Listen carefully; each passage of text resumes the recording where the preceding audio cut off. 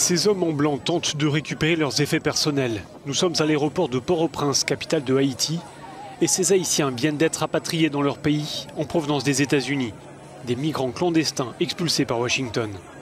La politique américaine en matière d'immigration, notamment à l'égard des Haïtiens, fait l'objet de nombreuses critiques au sein même de l'administration Biden. Dernière illustration en date, l'annonce de la démission de Daniel Foote, qui était depuis 2 mois l'émissaire américain en Haïti.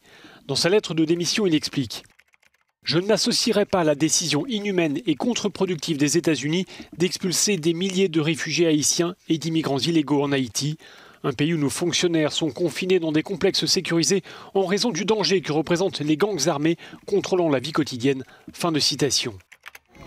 Les récentes images de ressortissants haïtiens traqués par des gardes-frontières à cheval au Texas ont choqué l'opinion et mis en lumière les conditions de vie de ces migrants qui tentent à tout prix d'entrer aux États-Unis.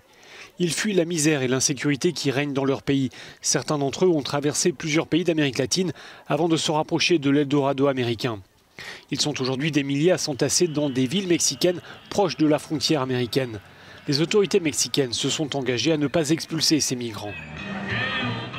Ces gens ne sont pas sous le coup d'une expulsion. Nous devons nous occuper d'eux. Nous devons voir s'ils ont une demande d'asile et, le cas échéant, les régulariser.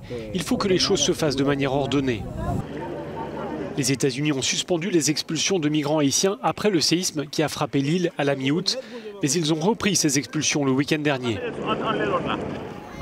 Le Texas a renforcé la surveillance des frontières pour tenter d'endiguer l'afflux de migrants sur son sol.